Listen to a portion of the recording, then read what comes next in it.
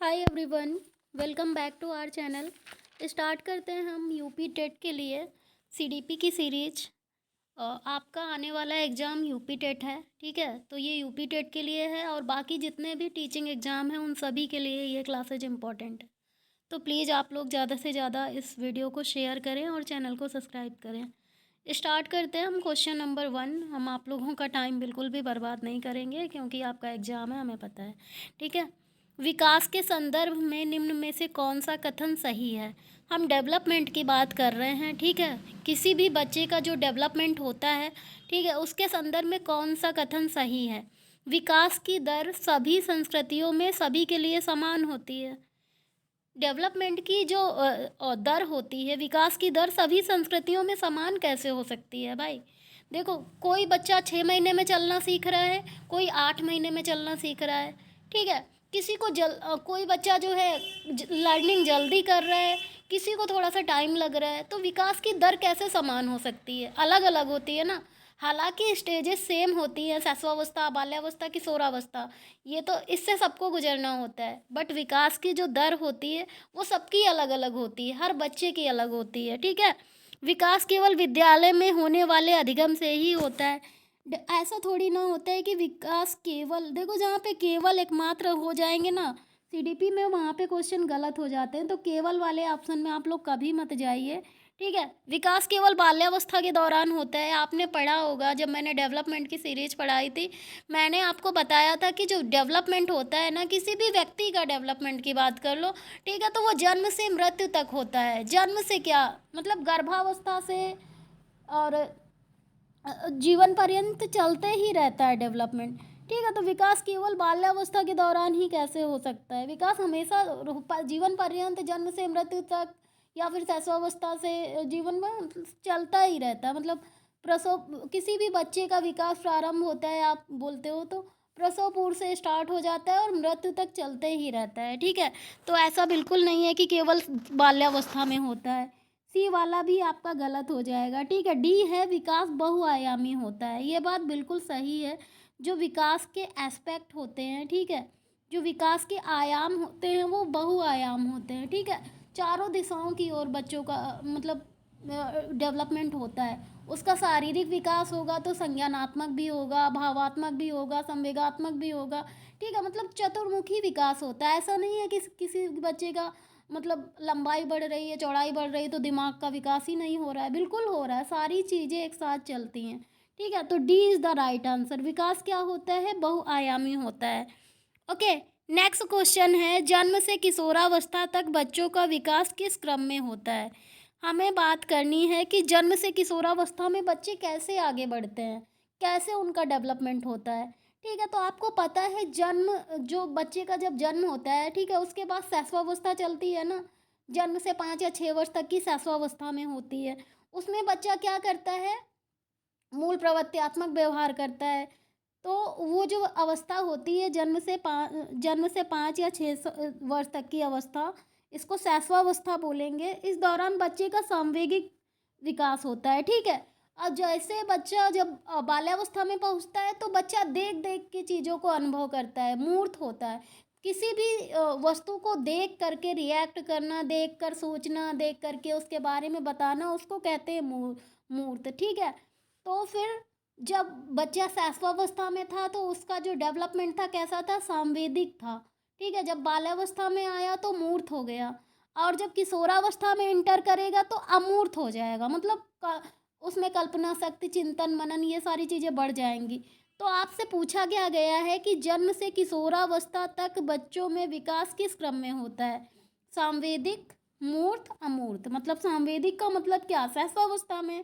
और शैशवावस्था कब से कब तक, जन्म से 5 या 6 वर्ष तक, ठीक है। फिर मूर्त कब होता है, बाल्यावस्था में, 5 या 6 से 12 वर्ष तक, ठीक है। फिर अमूर्त 12 या 13 से 18 वर्ष तक, ठीक है। तो ए इज़ द राइट आंसर। कौन सा सही होगा आपका, ए वाला। नेक्स्ट क्वेश्चन हम देखते हैं, बाल्यावस्था की किस अवधि में विकास जो है, मतलब बाल्यावस्था में डेवलपमेंट कैसा होता है, आपसे ये पूछने का मतलब है, ठीक है। धीमी गति से होता है और उसे मापा नहीं जा सकता। आपको पता है किसी बच्चे का विकास जितना होना होता है ना, बाल्यावस्था, शैशवावस्था, ये बहुत ही इंपॉर्टेंट स्टेजेज होती हैं। ठीक है। तो धीमी गति से होता है ऐसा नहीं कहा जा सकता है। अ, बहुस्तरीय और मिश्रित होता है या फिर केवल परिमाणात्मक होता है। देखो विकास जो है परिमाणात्मक और गुणात्मक दोनों होता है। तो केवल मैंने आपको क्या बताया है, केवल तो आप देख के ही काट दीजिए। अनियमित और असंबद्ध होता है भाई। विकास आपस में एक दूसरे से अंतः संबंधित होता है, तो असंबद्ध जैसी कोई बात ही नहीं है। बाल्यावस्था में की अवधि में विकास का क्या होता है, बहुस्तरीय होता है और मिश्रित होता है। ठीक है। अगर बच्चे की लंबाई चौड़ाई बढ़ रही है ना, तो उसका संवेगात्मक विकास भी बढ़ रहा है। ठीक है। और संवेगात्मक विकास बढ़ रहा है तो उसकी तर्क करने की, चिंतन करने की, मनन करने की शक्ति भी बढ़ रही है। उसकी मांसपेशियां भी मजबूत हो रही हैं। इसका मतलब क्या है, बाल्यावस्था की अवधि में विकास कैसा होता है, बहुस्तरीय और मिश्रित होता है। ओके। नेक्स्ट क्वेश्चन है हमारा, नेक्स्ट क्वेश्चन देखते हैं। विकास के विषय में कौन सा कथन सही है। ठीक है। विकास के कौन सा कथन सही है आपको यही पहचानना है। ठीक है। तो बच्चों के विकास में बहुत सी सांस्कृतिक विविधताएं होती हैं। देखो सबसे सही यही आंसर दिख गया, मतलब पहले से ही आपको दिख गया। ठीक है। तो यही वाला सही होगा। किसी भी बच्चे के डेवलपमेंट में ना बहुत सी सांस्कृतिक विविधताएं होती हैं, बहुत सी सांस्कृतिक विविधताएं होती हैं। ओके। जैसे कि हर बच्चे का सांस्कृतिक परिप्रेक्ष्य अलग है ना। कुछ लोगों का सांस्कृतिक परिप्रेक्ष्य मजबूत है। जैसे कि हम जेंडर की बात कर लेते हैं। ठीक है। पहले क्या था कि मतलब ऐसा मानना था कि लड़कियां जो है जॉब नहीं कर सकती हैं, पढ़ाई नहीं कर सकती हैं। हमारे ही यहाँ इंडिया में ऐसा होता था। ठीक है। तो ये सांस्कृतिक रूप से विविधताएं थी कि नहीं थी। ठीक है। तो बच्चों के डेवलपमेंट में बहुत सारी सांस्कृतिक विविधताएं होती हैं। संसार में सभी बच्चों का विकास एक ही क्रम में सुनिश्चित और समय पर होता है, बिल्कुल गलत बात है भाई। सभी बच्चों का डेवलपमेंट अलग अलग, मतलब उनकी दर जो होती है ना वो अलग होती है, एक ही क्रम में नहीं हो सकता है। ऐसा नहीं है कि एक बच्चा 8 महीने में चलना सॉरी सीख रहा है तो दूसरा भी 8 ही महीने में सीखेगा, ऐसा कुछ भी नहीं है। हो सकता है कोई 8 महीने में सीख रहा है तो दूसरा 10 महीने में चलना सीख रहा हो, तो सबका अलग अलग होता है। ठीक है। विकास सुरुचिपूर्ण सुव्यवस्थित समूह की अवस्थाओं में पूर्व निश्चित आनुवंशिक घटकों के कारण होता है। डेवलपमेंट पूर्व निश्चित आनुवंशिक घटकों के कारण नहीं है। ठीक है। ऐसा बिल्कुल माना जाता है कि डेवलपमेंट में आनुवंशिकता और वातावरण का दोनों का प्रभाव पड़ता है, लेकिन पूर्व निश्चित यहाँ पे कुछ नहीं है। विकास केवल एक सरल और एक दिशा, यहाँ पे फिर विकास एक सरल और एक दिशा प्रक्रिया है, नहीं भाई, विकास चतुर्मुखी प्रक्रिया है। ठीक है। तो ये भी गलत हो जाएगा, ये भी गलत हो जाएगा, ये भी गलत हो जाएगा। ए इज़ द राइट आंसर। बच्चों के विकास में बहुत सी सांस्कृतिक विविधताएं होती हैं, बहुत सारी सांस्कृतिक विविधताएं। ए is the right answer. Next question है हमारा, मध्य बाल्यावस्था की अवधि का मुख्य प्रमाण चिन्ह कौन सा है। मध्य बाल्यावस्था की बात कर रहे हैं हम। ठीक है। और मध्य बाल्यावस्था में क्या होता है, मध्य बाल्यावस्था के दौरान क्या होता है, बच्चों में मूर्त चिंतन करने की, मूर्त रूप से चिंतन करने की मतलब का विकास होने लगता है ना। तो जहाँ पे मूर्त चिंतन की बात आ जाएगी वहाँ पे आप बाल्यावस्था में बिल्कुल जा सकते हैं। ठीक है। अगर हम अमूर्त की बात करेंगे तो अमूर्त की सौरावस्था में हो जाएगा। ठीक है। पेशी कौशल और समग्र शारीरिक वृद्धि का तेजी से विकास यह नहीं होगा। तर्क संगत विचारों का विकास जो प्राकृतिक मूर्त, यहाँ पे मूर्त सबसे सही है, क्योंकि बाल्यावस्था की सबसे इम्पॉर्टेंट विशेषता यही है कि बच्चा मूर्त रूप से अनुभव करता है। ठीक है। तो B is the right answer. Okay. Next question है, विकास के संदर्भ में कौन सा कथन सही है। विकास की दर सभी संस्कृतियों में सभी के लिए एक समान होती है, भाई बिल्कुल गलत बात है, सबके लिए अलग अलग होती है, विविधताएं पाई जाती हैं। अभी मैंने पिछला क्वेश्चन यही पढ़ाया। विकास केवल विद्यालय में होने वाले अधिगम से होता है, हर जगह पे डेवलपमेंट होता है यार। आप दोस्तों से बात कर रहे हो, वहाँ पे कुछ ना कुछ नया सीख रहे हो। आप गेम खेलने लगोगे, ठीक है, उसमें कुछ सीख रहे हो। तो विकास हर हर एक कदम पे आपका डेवलपमेंट हो रहा है, ऐसा मान के चलिए, है ना। तो ऐसा बिल्कुल संभव नहीं है कि विकास केवल विद्यालय में ही होता है, घर में भी होता है भाई। आप सब्जी खरीदने जा रहे हो मार्केट में, वहाँ से भी कुछ ना कुछ आपको सीखने को मिलेगा, भले ही सामाजिक कुछ ना तत्व सीखने को मिले। ठीक है। विकास केवल बाल्यावस्था के दौरान होता है, ये बिल्कुल गलत बात है। विकास जीवन पर्यंत, जन्म से मृत्यु तक चलता ही रहता है। ठीक है। विकास बहुआयामी होता है, ये बात बिल्कुल सही है। विकास जो होता है बहुआयामी होता है, बहुत सारे आयाम होते हैं ना। शारीरिक, संवेगात्मक, संज्ञानात्मक, है ना, ये सारी चीज़ें। भाषा अर्जन एवं विकास के लिए सर्वाधिक संवेदनशील अवधि कौन सी है? मतलब किसी भी बच्चे के भाषा विकास के लिए, ठीक है, सबसे संवेदनशील अवधि कौन सी मानी जाती है? आप लोग ज़रा कमेंट करके बताइए।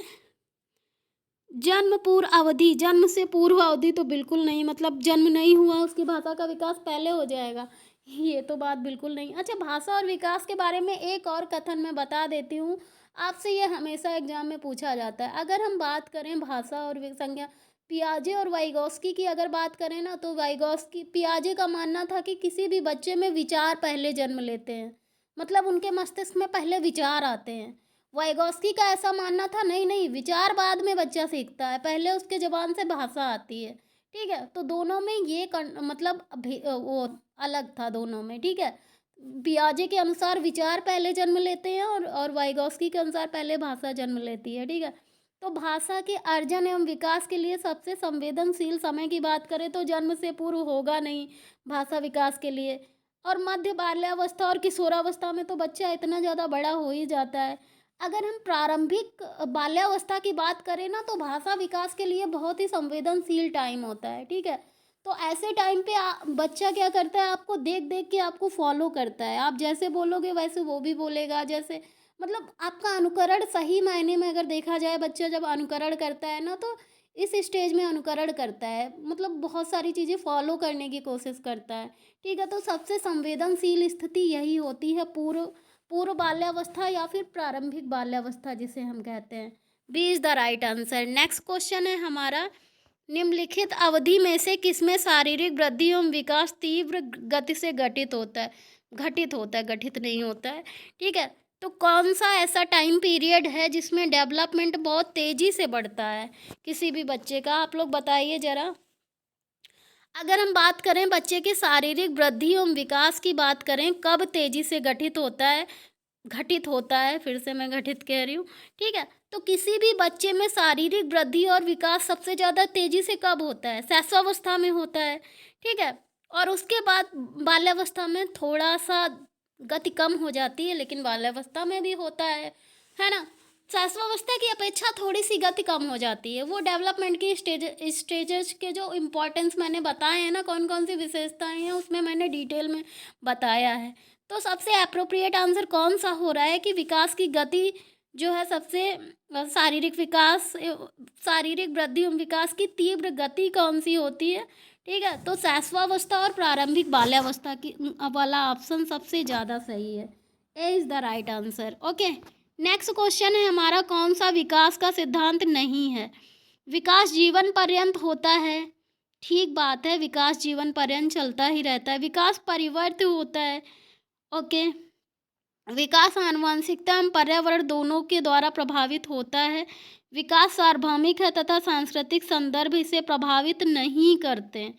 विकास सार्वभौमिक है, ठीक बात है, लेकिन विकास तथा सांस्कृतिक संदर्भ इसे प्रभावित नहीं करते, ये बात बिल्कुल गलत है। किसी भी बच्चे के डेवलपमेंट में ना सांस्कृतिक संदर्भ उसे बहुत ज़्यादा प्रभावित करते हैं भाई, बहुत ज़्यादा।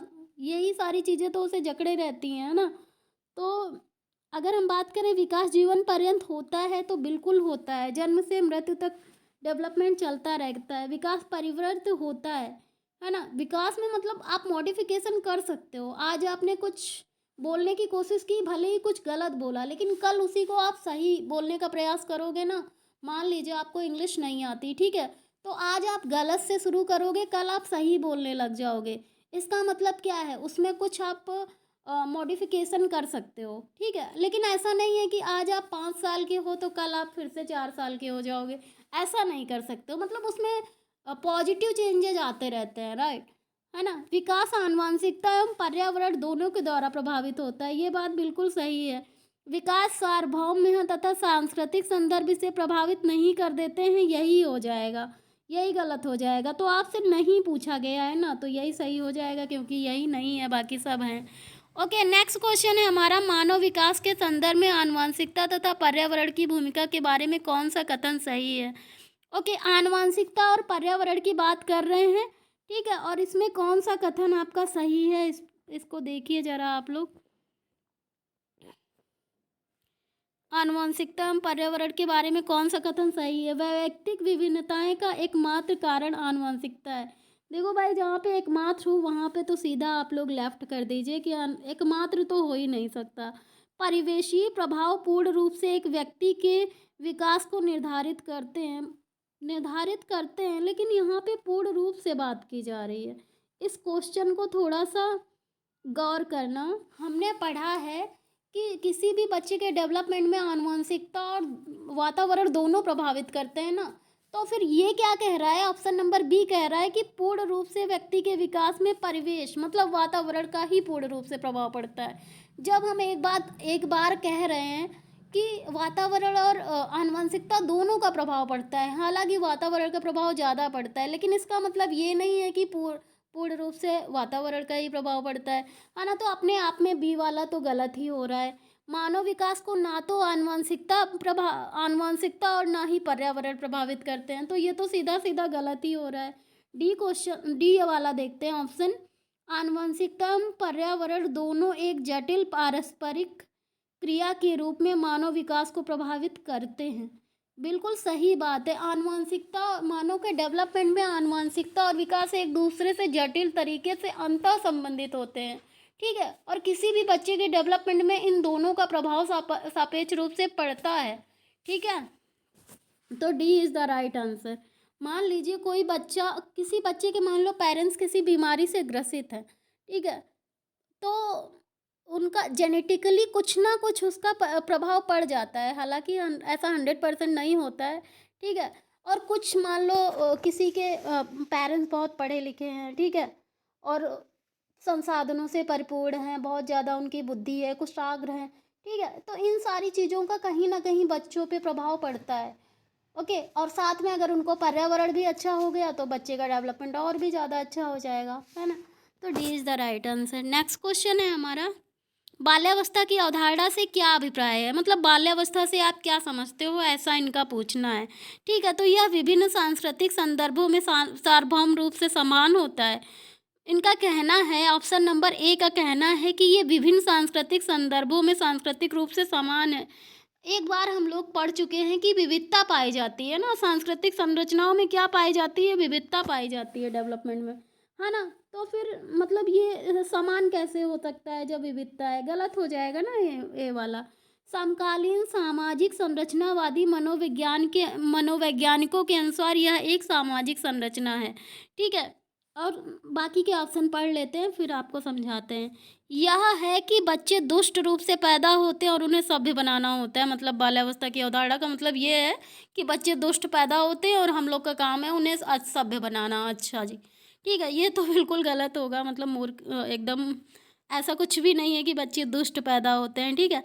ये यह है कि बच्चे शून्य से शुरुआत करते हैं, उनके गुण पूरी तरह से परिवेश के द्वारा निर्धारित होते हैं। ये बात तो देखो बिल्कुल सही है कि कोई भी व्यक्ति, कोई भी पर्सन जीरो से ही शुरुआत करता है, ठीक है। उनके गुण पूरी तरीके से परिवेश से निर्धारित किए जाते हैं, ये बात बिल्कुल गलत है। आपको एक कॉन्सेप्ट जब आप पढ़ चुके हो कि वातावरण और मतलब आनुवंशिकता दोनों का प्रभाव पड़ता है, तो फिर पूरी तरीके से परिवेश को क्यों ला रहे हैं? तो डी वाला भी गलत हो जाएगा और ये दुष्ट वाला तो बिल्कुल नहीं होगा। बाल्यावस्था की अवधारणा का मतलब ये है कि बहुत सारे मनोवैज्ञानिकों का मानना है ना कि बाल्यावस्था क्या है, एक सामाजिक संरचना बनी हुई है। मतलब बाल्यावस्था होता कुछ नहीं है। मनोवैज्ञानिकों का कुछ ऐसा मानना है कि हमने एक ऐसे समाजवादी संरचना बना दी है कि इस स्टेज में बच्चा ऐसा कर सकता है इसे। हालांकि ऐसा होता है, बाल्यावस्था की एज निर्धारित है, लेकिन आप ही बताइए, एक बाल्यावस्था में का बच्चा 5 से 12 वर्ष, 6 से 12 वर्ष तक का बच्चा दुकान में दौड़ता है, ठीक है, वो कमा करके अपना घर भी चला रहा है, ठीक है।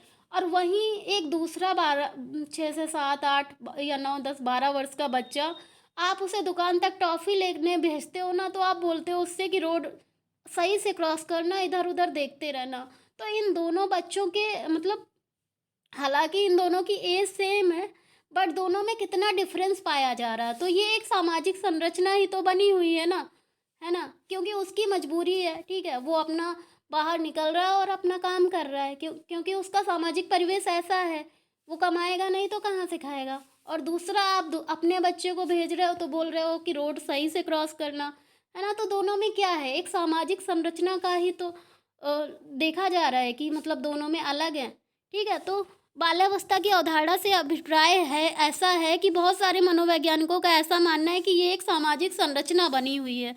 B is the right answer. Okay, next question है हमारा, निम्नलिखित में से कौन सी मध्य बाल्यावस्था की विशेषता है। हम मध्य बाल्यावस्था की विशेषता की बात कर रहे हैं, ठीक है। मध्य बाल्यावस्था की विशेषता, अगर हम मध्य बचपन या मध्य बाल्यावस्था की विशेषता की बात करें ना, तो शारीरिक वृद्धि एवं विकास बहुत तेज गति से होता है, ठीक है। अमूर्त रूप से सोचने तथा अमूर्त रूप से सोचने तथा वैज्ञानिक तर्क का प्रभाव करने की योग्यता विकसित होती है, ठीक बात है।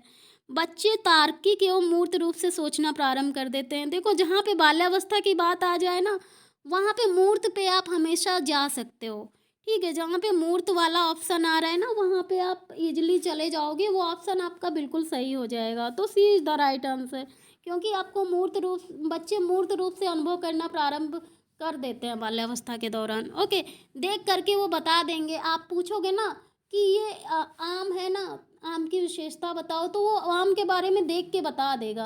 आप उसे काऊ के बारे में पूछोगे कि गाय क्या है, तो उसने देखा है गाय को, ठीक है, तो उसकी इम्पोर्टेंस बता देगा, ठीक है।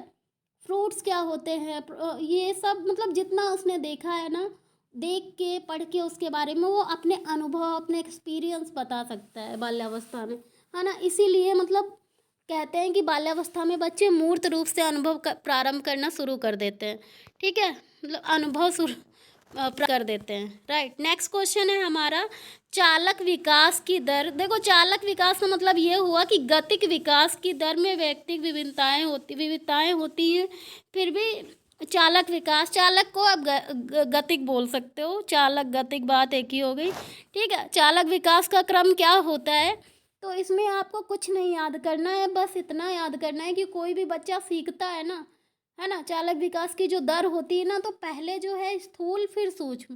पहले बच्चा ओवरऑल मतलब किसी का डेवलपमेंट के बारे में अगर हम देखें ना, चालक विकास की दर को देखें ना, तो क्या होता है कि दर स्थूल से सूक्ष्म की ओर जाते हैं, ठीक है। तो अपरिष्कृत स्थूल चालक विकास और परिष्कृत सूक्ष्म चालक विकास की तरफ हम जाते हैं, ठीक है। तो विकास का क्रम कैसा होगा, यहाँ पे फिल करना है, अपरिष्कृत स्थूल से परिष्कृत सूक्ष्म की ओर। ओके, नेक्स्ट क्वेश्चन है, वह अवधि जो वयस्कता के संक्रमण की पहल करती है उसे क्या कहते हैं। भाई, वयस्कता की बात कर रहे हैं ना, वयस्कता के संक्रमण की पहल कौन सी अवस्था करती है। साफ से आपको दिख रहा है कि किशोरावस्था ही इसका सही आंसर होगा। ओके, निम्नलिखित में से कौन विकास के व्यापक आयामों की सही पहचान करता है, ठीक है। जो विकास के डेवलपमेंट के व्यापक आयाम है ना, उसकी सही पहचान कौन करता है, बताइए आप लोग ज़रा इसका आंसर, है ना। तो किसी मतलब विकास के जो आयाम हैं वो कौन कौन से होते हैं, कौन कौन से पक्ष होते हैं विकास के, ठीक है। तो शारीरिक, संज्ञानात्मक, सामाजिक, संवेगात्मक, यही तो होता है ना, यही चार होते हैं ना। शारीरिक, ठीक है, विकास कहाँ कौन कौन सा विकास होगा भाई, किसी के बच्चे का शारीरिक डेवलपमेंट होगा, ठीक है, उसके ज्ञान का स्तर बढ़ेगा। संज्ञानात्मक, उसका सोशल इन्वॉल्वेंस बढ़ेगा, है ना, दोस्ती करना, लोगों को समझना, ये सारी चीज़ें, तो उसका सामाजिक विकास हो रहा है। और संवेगात्मक मतलब अपने संवेगों पे कंट्रोल करना, क्या कब कहाँ पे कितना गुस्सा दिखाना है, ठीक है, अपने गुस्से को कैसे कंट्रोल करना है, कहाँ पे रोना है, कहाँ पे हंसना है, कहाँ पे खुश होना है ना। तो यही सारे एस्पेक्ट होते हैं, शारीरिक, संज्ञानात्मक, सामाजिक और संवेगात्मक। A is the right answer. Okay, next question है हमारा, निम्नलिखित में से कौन सा विकास का सिद्धांत नहीं है। विकास अलग अलग गति से विकास करते, व्यक्ति अलग अलग गति से विकास करते हैं, बिल्कुल सही बात है। हर बच्चे का डेवलपमेंट अलग अलग से होता है, हर व्यक्ति का डेवलपमेंट अलग अलग गति से होता है, ठीक है। विकास तुलनात्मक रूप से क्रमिक होता है, हालांकि हर व्यक्ति का विकास अलग अलग होता है, ठीक है। कोई कोई तुरंत एक बार पढ़ने में उसे सीख जाएगा, किसी को 2-3 बार लगते हैं, ठीक है। तो अलग अलग गति से हो रहा है, लेकिन फिर भी क्रम से होता है। क्रम का मतलब क्या, फिर भी कोई भी व्यक्ति एक क्रम को फॉलो करता है, मतलब पहले शैशवावस्था ही आएगी, फिर बाल्यावस्था ही आएगी, फिर किशोरावस्था। ऐसा नहीं कि पहले बाल्यावस्था फिर वृद्धावस्था फिर शैशवावस्था, ऐसा बिल्कुल नहीं है। इसका मतलब क्या है, भले ही किसी व्यक्ति का विकास क्या है अलग अलग होता है, लेकिन वो विकास के एक क्रम को फॉलो करते हैं, राइट। तो दोनों दोनों ऑप्शन सही हैं, ये भी सही है, ये भी सही है। विकास समय के साथ धीरे धीरे घटित होता है, ये भी बात बिल्कुल सही है कि डेवलपमेंट जो है, विकास मतलब डेवलपमेंट समय के साथ धीरे धीरे बढ़ता जाता है, होता रहता है जीवन पर्यंत, ठीक है। विकास की सटीक गति एवं प्रकृति जन्म के समय निर्धारित कर सकते हो। मतलब ये कैसी बात आप कर रहे हो, किसी भी बच्चे को आप बता सकते हो कि आप पैदा होते ही कि ये साइंटिस्ट बनेगा या फिर ये इंजीनियर बनेगा या फिर ये जज बनेगा, ऐसा कोई डिफाइन नहीं कर सकता। अगर ऐसा होता है ना तो फिर पता नहीं क्या होता है ना। तो कोई भी नहीं बता सकता है कि बच्चे के बर्थ के टाइम पे, कोई भी नहीं, दुनिया को कोई भी व्यक्ति नहीं बता सकता कि ये बच्चा आगे जाकर इतना डेवलपमेंट करेगा या फिर इतना डेवलपमेंट नहीं करेगा, ठीक है, ऐसा कोई नहीं बता सकता, ठीक है। तो कौन सा विकास का सिद्धांत नहीं है, आपने देखें ये तीनों तो हैं, आपसे नहीं पूछा गया है ना। तो अकॉर्डिंग टू क्वेश्चन यही नहीं है ना। अगर नहीं की बात करेंगे तो डी वाला नहीं है, बाकी सब हैं, है ना। तो है वाला काट दो आप सारे, और जो नहीं पूछा गया है अकॉर्डिंग टू क्वेश्चन, आपका आंसर डी सही हो जाएगा, है ना, क्योंकि आपसे नहीं पूछा गया है। तो ये नहीं है और बाकी तीनों हैं, ठीक है। नेक्स्ट क्वेश्चन है हमारा, निम्नलिखित में से कौन सा विकास एवं अधिगम के बीच संबंध को सही तरीके से क्या करता है, डिफाइन करता है। विकास और अधिगम को मतलब सही तरीके से कौन संबोधित करता है, ठीक है। विकास एवं अधिगम संबंधित नहीं है भाई, संबंधित होते हैं विकास अधिगम। अधिगम विकास का ध्यान किए बिना घटित होता है, अधिगम की दर विकास की दर से काफ़ी अधिक होती है, ठीक बात है, आगे देखते हैं, है ना। विकास और अधिगम एक दूसरे से ना अंतः संबंधित होते हैं। अगर सबसे सही ऑप्शन की बात करेंगे ना तो डी वाला हो जाएगा, क्योंकि विकास और अधिगम एक दूसरे से कहीं ना कहीं अंतः संबंधित होते हैं और एक दूसरे पर निर्भर भी होते हैं, ठीक है। नेक्स्ट क्वेश्चन है, अच्छा ये वाला ऑप्शन आपको थोड़ा सा हो सकता है ना समझ में आया हो। देखो, विकास और अधिगम का मतलब ये हुआ, अंतः संबंधित का मतलब ये हुआ, मान विकास का मतलब क्या है कि आपकी आपकी वृद्धि और आपका विकास दोनों की बात कर रहे हैं ना, तभी तो हम विकास की बात करेंगे। विकास में दोनों का समावेश होता है। जब मैंने डेवलपमेंट पढ़ाया था ना, मैंने आपको बताया था विकास में अभिवृद्धि का समावेश होता है और प्लस विकास होता है। तो विकास की जब हम बात करते हैं ना तो आपका चिंतन, मनन, तर्क, सोचने विचारने की क्षमता, ये सब विकास है। मतलब मस्तिष्क का जितना विकास होता है ये विकास हो गया। जब हम वृद्धि की बात करते हैं, अभिवृद्धि की, तो आपकी लंबाई, चौड़ाई, वजन में वृद्धि, भार में वृद्धि, ये हो गया। लेकिन जब हम पूरे विकास की बात करेंगे ना तो विकास में वृद्धि का समावेश होता है, मतलब वृद्धि भी मिल जाती है विकास में, है ना। तभी तो शारीरिक और संज्ञानात्मक सारे विकास एक साथ आ पाते हैं ना। तो विकास एवं अधिगम एक दूसरे से अंतः संबंधित होते हैं। इसका मतलब ये हुआ कि जब तक विकास और अधिगम एक दूसरे से, मान लो आप, अधिगम का मतलब होता है लर्निंग, ठीक है। आप लर्निंग बच्चे को तभी करा सकते हो जब उसका विकास हो जाएगा, ठीक है। आप 6 महीने के बच्चे को अगर सोचो आप कि बीएड का प्रशिक्षण दिलवा दे तो आप दिलवा पाओगे? नहीं दिलवा पाओगे ना, क्योंकि वो शारीरिक रूप से उतना परिपूर्ण नहीं है, परिपक्व नहीं हो पाया है।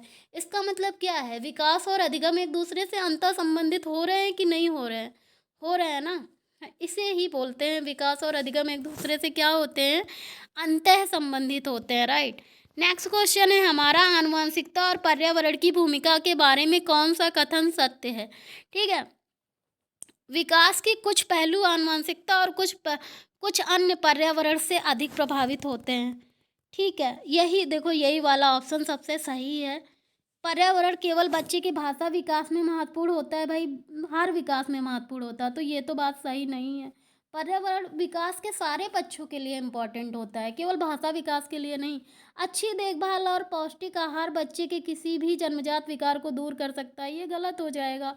सीखने और प्रदर्शन करने की एक बच्चे की क्षमता जीनों द्वारा पूरी तरह से निर्धारित की जाती है।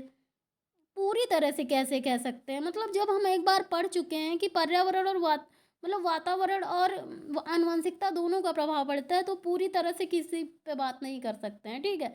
तो ये वाला भी गलत हो जाएगा। विकास के कुछ पहलू आनुवंशिकता से और कुछ वातावरण को प्रभावित करते हैं, मतलब आनुवंशिकता और वातावरण दोनों का प्रभाव पड़ रहा है, इसीलिए ए वाला सही हो जाएगा।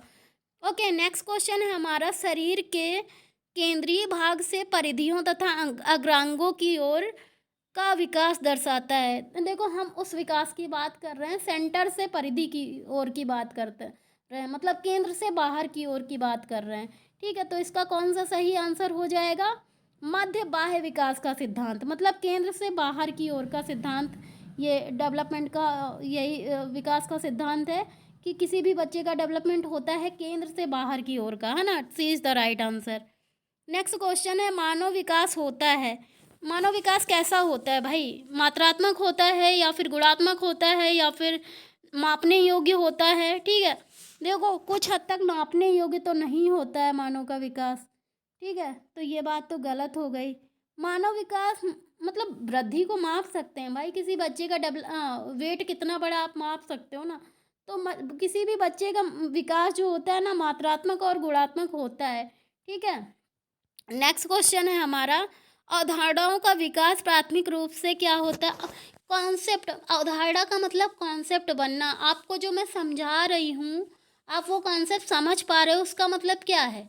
आपके अंदर क्या है? प्राथमिक रूप से आपका बौद्धिक विकास हो चुका है, तभी आप समझ पा रहे हो ना, है ना। तो कौन सा सही हो जाएगा? D is the right answer. Next question है हमारा, जब विकास के किसी विशेष क्षेत्र में बच्चे की क्षमता कम होती है तो क्या होता है? उसके समग्र विकास को प्रभावित नहीं करता है।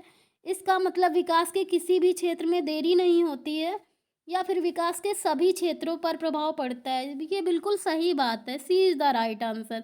देखो जब विकास के किसी विशेष क्षेत्र में बच्चे की क्षमता कम हो जाती है, चाहे वो किसी क्षेत्र में क्षमता कम हो जाए, चाहे शारीरिक, मानसिक, है ना, संज्ञानात्मक, संवेगात्मक, तो उसके हर पक्ष पे फर्क पड़ेगा। ठीक है, तो जब किसी बच्चे के विशेष क्षेत्र की क्षमता कम होगी ना, तो विकास के सभी पक्षों में उसका फर्क पड़ता है। C is the right answer. Next question है हमारा, विकास शुरू होता है बाय डेवलपमेंट कब से कब तक शुरू होता है? गर्भावस्था से, जन्म से मृत्यु तक चलता रहता है ना, तो कब से शुरू होता है भाई? प्रसव पूर्व। प्रसव पूर्व का मतलब क्या? गर्भावस्था। राइट। नेक्स्ट क्वेश्चन है हमारा, निम्नलिखित में से किस अवस्था में बच्चे अपने समूह के सक्रिय सदस्य बन जाते हैं? मतलब किस ऐसी कौन सी स्टेज है जब बच्चे अपने ग्रुप के एक्टिव मेंबर बन जाते हैं? आप लोग बताइए जरा, इसका आंसर क्या होगा? क्या होगा जरा बताइए। एक्टिव मेंबर, अगर हम प्रारंभिक मतलब पूर्व बाल्यावस्था की बात करेंगे, ये वाला ऑप्शन हम लोग देख लेते हैं पहले। अगर हम इसकी बात करें ना, पूर्व बाल्यावस्था की, तो पूर्व बाल्यावस्था में अपने ग्रुप के सदस्य बन जाते हैं। ठीक है, ये बात तो सही है, लेकिन हम एक्टिव मेंबर की बात कर रहे हैं, हम सक्रिय रूप से सदस्य बनने की बात कर रहे हैं, तो किशोरावस्था सही हो जाएगा, क्योंकि किशोरावस्था में बच्चे अपने ग्रुप के एक्टिव मेंबर बन जाते हैं। ठीक है, नेक्स्ट क्वेश्चन है हमारा, किशोरावस्था के संदर्भ में कौन सा कथन सबसे सही है? देखो किशोरावस्था की बात करें ना, तो स्टैनले हॉल ने संघर्ष, तनाव, तूफान, और जब संघर्ष, तनाव, तूफान आएगा ना, तो क्या होगा? भावात्मक रूप से उथल पुथल मचेगी ना, तभी तो संघर्ष, तनाव एवं तूफान पैदा होगा। तो ए इज़ द राइट आंसर, आपको दिख ही रहा है। ठीक है, अब हम बात करते हैं कौन से इनकी मैचिंग की बात कर रहे हैं। ठीक है, मैच करिए ज़रा आप लोग इसको, है ना। अगर हम करने समीपस्थ विकास का केंद्र, ठीक है, समीपस्थ विकास के केंद्र की बात करें हम, देखो इसका डी सही है। समीपस्थ विकास के केंद्र की बात करेंगे ना, तो शरीर के केंद्र से बाहर की ओर। समीपस्थ प्रवृत्ति का मतलब क्या हुआ? शरीर के केंद्र से बाहर की ओर।